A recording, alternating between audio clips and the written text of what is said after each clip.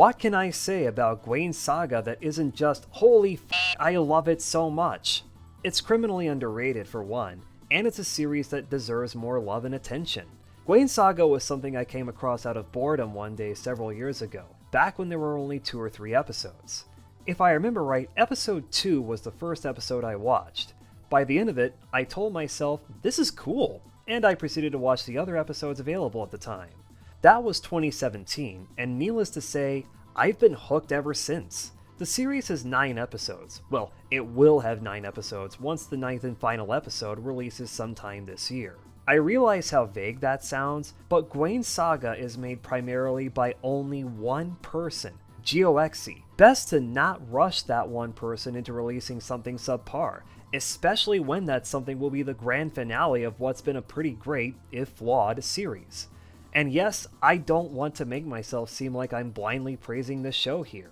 I am willing to be critical and acknowledge that, in my opinion, Gwain Saga has its flaws, but it's still something I love. The basic premise revolves around a guy named Gyo getting isekai'd into the world of Terra, more specifically the titular kingdom of Gwain. He then proceeds to go on wacky adventures with his possible girlfriend Amy, serving as her bodyguard, making tons of new friends and unraveling a few mysteries along the way. I recommend you go watch the entire series before continuing with this video. You know, spoilers and such. To start off, I love how Gwain Saga handles dialogue. There's very little voice acting throughout, and dialogue is presented purely in text. When there is voice acting, it's 1, of great quality, and 2, usually either 1 or 2 words at a time, or just noises, onomatopoeia. I'm aware there's more involved voice acting in the remake of episode 1, but that's an exception. In earlier episodes, up to episode 3, dialogue was presented in speech bubbles, like a comic book. Starting with episode 4, dialogue is presented in text boxes, usually with an icon or some other indication as to who's currently speaking. That's one reason why I find this series so charming.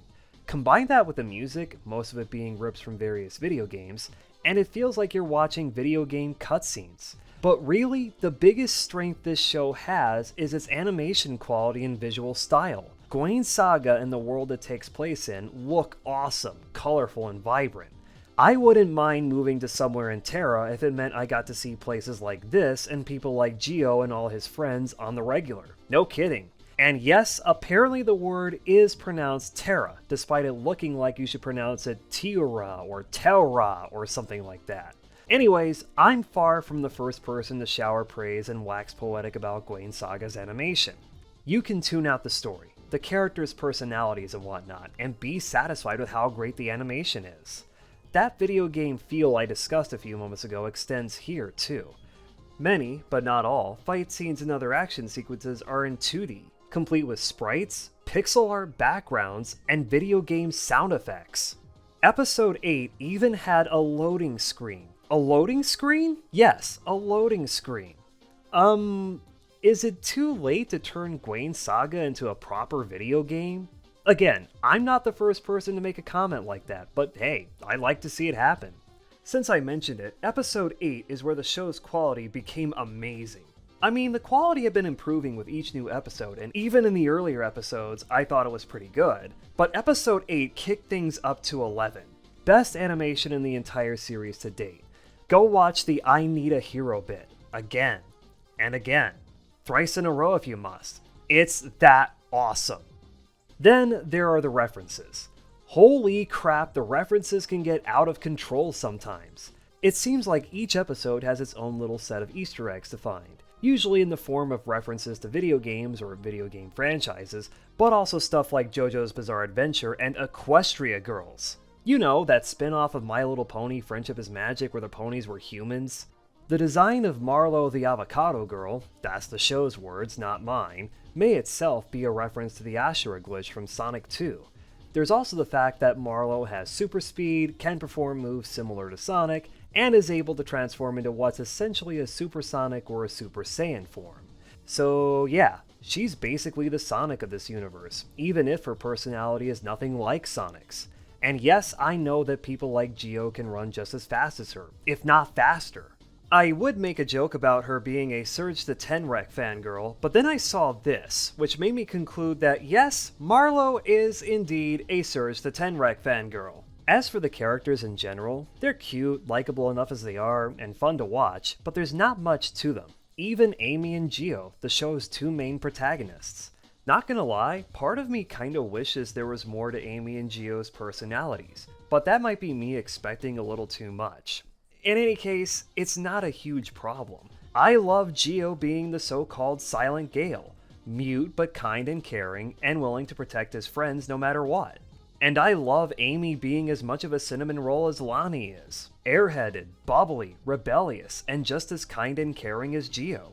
Also, her headband, cat ear, life support device thingy is cute as f. Basically, what I'm trying to say here is that these characters are more than good enough to avoid a Power Rangers Operation Overdrive situation, where most of the characters start off annoyingly bad and stay that way throughout the series. As I said, Gio and his friends are great enough as they are, even if some of them, Savian, aren't quite as memorable as someone like Amy. Wait, I don't know why I just said that. Savian's honestly one of the better characters this show has. Look at episode 6, the episode that introduces him. Watch him go from fighting Gio as part of whatever ulterior motives he had at the start, to saving Amy at the end. Also, he's kinda hot. Anyways, how can I discuss Gwain Saga's characters without mentioning the supporting cast? Agni's womanizing shenanigans, Lonnie breaking out of her shell during episode 7 using her powers of rock and stone, not to mention Lonnie being a huggable cinnamon roll.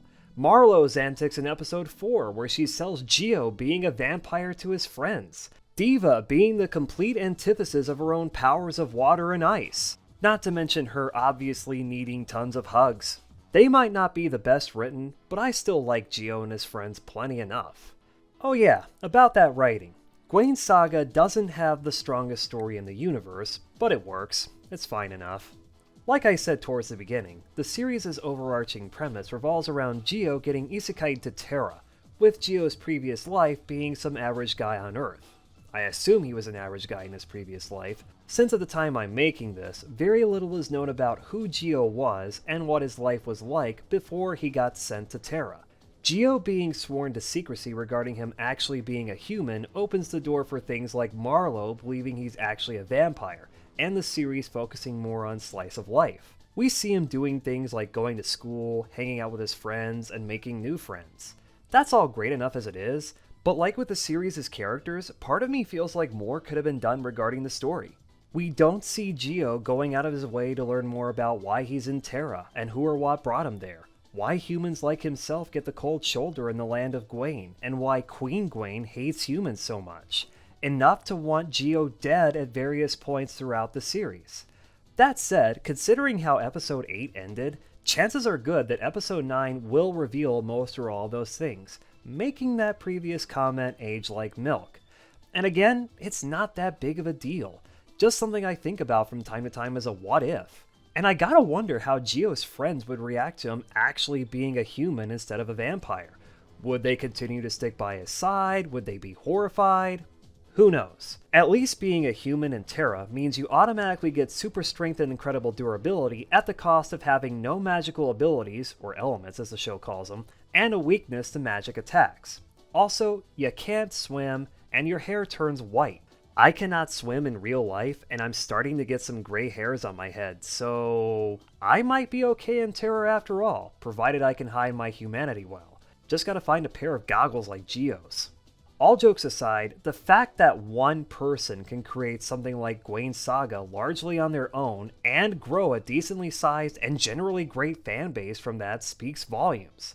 That's not an easy feat. And this is coming from someone who spent years of his life trying and failing to make his own fantasy universe be a thing, largely on his own. My attempts were in pure writing, not in animation like Gwain Saga, but you get the point. That said, Gwain Saga is a great show. It's not flawless, far from it, but the problems this series has aren't preventing me from enjoying it. They're not a big deal, and you gotta remember that things like the animation, writing, and character design are all made by one person. I cannot stress that enough. GeoXE has done an amazing job with the series overall, all things considered. It's why I am absolutely willing to send rivers of love in this show's direction. It needs that. Badly. While episode 9's release date is still to be determined, you bet I'll be there to see how Gio's crazy adventures in Terra will end. Until then, thank you for watching. If you enjoyed this and want to see more, you know what to do. Subscribe and ring that bell to get notified each time I upload something. You can also like this video and share it with your friends. And if you got loads of money burning holes in your pocket, you can send some of that my way via my Patreon and Ko-fi. Links to those are in the description. Take care of yourselves, and goodbye for now.